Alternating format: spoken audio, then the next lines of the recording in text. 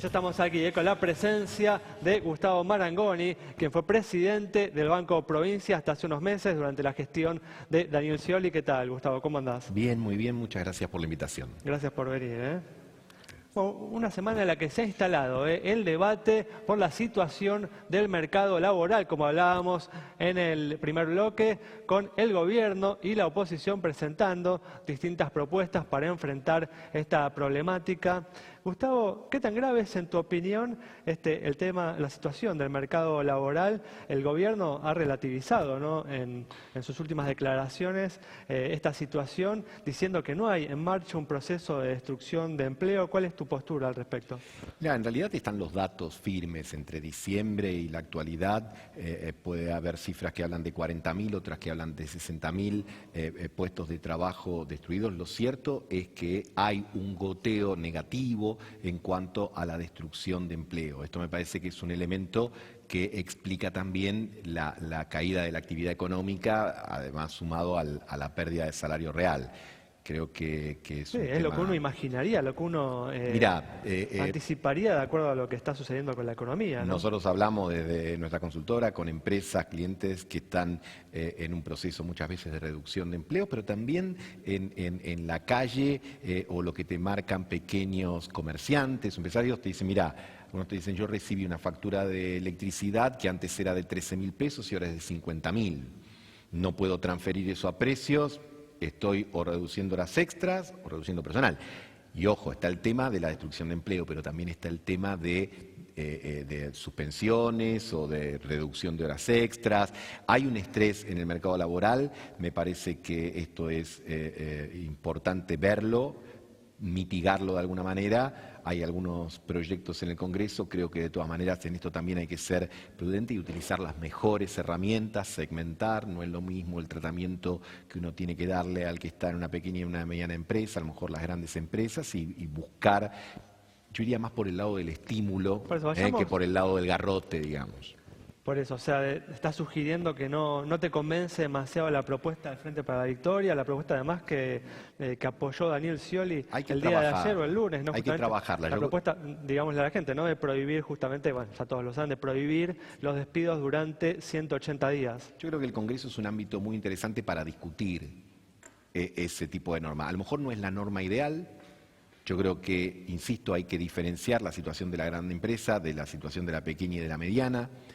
Vuelvo a reiterar, iría más por el lado de premiar al que mantiene el empleo. En esto que sugerís, por ahí, ¿prohibirías los despidos en las grandes empresas? Bueno, creo que a lo mejor ahí uno puede tener un tratamiento diferencial pidiéndole un esfuerzo, como inclusive ha hecho el propio presidente, nada más que el presidente no lo ha traducido en una acción más específica, más concreta, de pedirle cómo se traduce ese esfuerzo. Yo a lo mejor creo que a los grandes empleadores uno puede exigirle porque tienen más espalda. Y creo que a las pequeñas y la mediana empresa hay que ofrecerle estímulos en cuanto a desgravaciones, en cuanto a baja de costos. Fue el enfoque del Frente Renovador, Sí, ¿no? yo tiendo, en ese sentido me parece un enfoque realista. Creo que, insisto, en el Congreso hay que discutir y buscar consensuar, así como se pudo obtener una cantidad de votos para una ley que fue importante, la salida del default, todo eso. Creo que hay que aprovechar esa posibilidad de articular consensos para hacer de esto una agenda común. El empleo es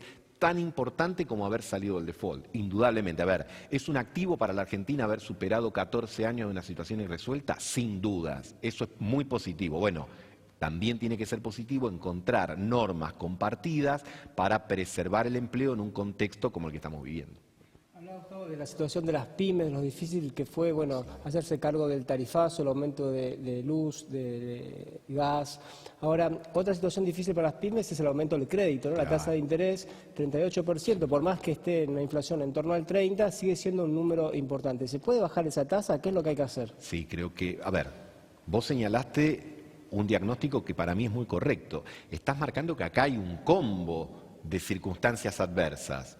Uno podrá discutir algunas necesarias, había que hacerla, no había que hacerla, pero si vos sumás que a la devaluación, con los costos que eso implica, al aumento de tarifas, el tema de la carestía del crédito, ni hablar de los descubiertos. Es decir, además, cuando vos ves el comportamiento del sistema en los últimos meses, es claramente inferior, inclusive en algunos meses en términos nominales respecto al año pasado. Esto te está hablando de una situación que lleva a ralentizar la economía y, por supuesto, también a generar preocupación y menor actividad. Está absorbiendo toda la liquidez de los bancos con estas tasas elevadísimas de interés. Exactamente. Vos fijate que ahí mismo, esta semana, en alguna entrevista, el ministro de Economía ha sugerido la necesidad también de ir pensando y evaluando el tema de las tasas. ¿Por qué? Yo creo que basar la estrategia antiinflacionaria casi exclusivamente en la restricción de emisión y en las altas tasas, no quiero caer, pero es una receta un poco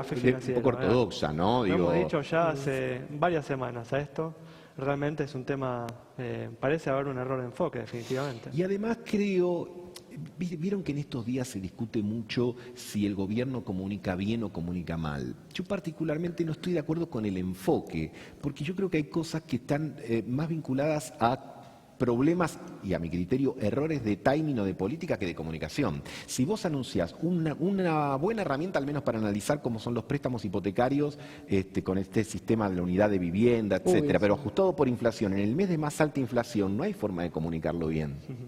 Si vos sacas un proyecto de ley de primer empleo, cuando hay gente que tiene miedo de que su empleo actual sea el último, ¿viste? Entonces creo que ahí tenés una cuestión de timing. Y por el otro lado, si como todos confiamos y queremos, las inversiones pueden llegar en un momento relativamente cercano de este año o en el segundo semestre de este año, la idea era tratar de ir sosteniendo y aguantando algunas medidas de consumo, porque si no te va a agarrar con el consumo muy deprimido. Y esto es un tema. ¿No parece haber un enfoque en este gobierno de priorizar el sector orientado a las exportaciones, al mercado externo, por sobre el sector orientado al mercado interno? Digo, tanto en la política de tasas de interés como también justamente en el manejo del tipo de cambio. Igual es cierto que ahora se le está empezando a apreciar el tipo de cambio, ¿no? Pero ¿no es algo así? Y hay algo de eso. Mira, yo siempre lo planteo en estos términos. En marzo del 2008, 4 meses de haber asumido la primera presidencia Cristina Fernández, se desató el famoso conflicto de la 125, la crisis con el campo. Fue un error estratégico de características enormes. ¿Por qué? No solo por el conflicto con la gente del campo, sino porque muchos sectores empresarios dijeron, me parece que nosotros vamos a estar de la vereda de enfrente y vamos a tener que pagar mucho cuando ganamos mucho y mucho cuando ganamos poco. Es decir, vamos a perder siempre con estas políticas.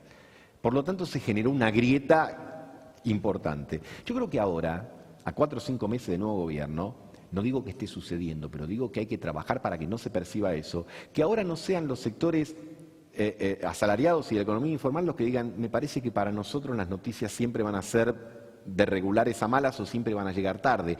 Hay que evitar esa falsa antinomia de que si favoreces la inversión castigás al consumo, que si favoreces al consumo castigás la inversión, porque vos necesitas de las dos cosas. Ahora, muchas de las políticas que se están haciendo, como los holdouts, la baja de retenciones, la devaluación, mucho es con la promesa de que con todo este combo van a llegar inversiones. No se preocupen, en el futuro van a llegar inversiones. Y van a llegar algún día esas inversiones, las va a ver la gente. Van a llegar a tiempo, ¿no? A mí el temita ese de no se preocupen, es decir, a ver, ese tema de que las cosas se van a dar por añadidura, que van a venir porque sí, yo tendría por lo menos 2 observaciones. Primero, ora et labora, trabajá y rezá y trabajá para que las cosas sucedan. Pero además, cuando se habla de inversiones, bueno, ¿de qué tipo de inversiones? Yo creo que, por ejemplo, va a haber más crédito, por ejemplo, de la banca global y sobre todo de organismos multilaterales para obra pública.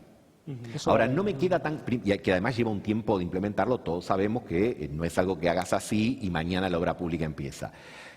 Respecto de la inversión en el sector privado, no está tan claro y sobre todo también hay que ver si en los sectores a los que eventualmente llegue son sectores que generan empleo, que generan valor agregado o que van a trabajar sobre nichos ya existentes. Y ahí tiene que haber políticas públicas de incentivo. Hasta el momento, lo financiero primó quizá por la urgencia de la agenda, por el holdout, etcétera. Pero ahora hay que empezar a tratar la agenda productiva porque hay mucho ruido de fondo que llama a preocupar.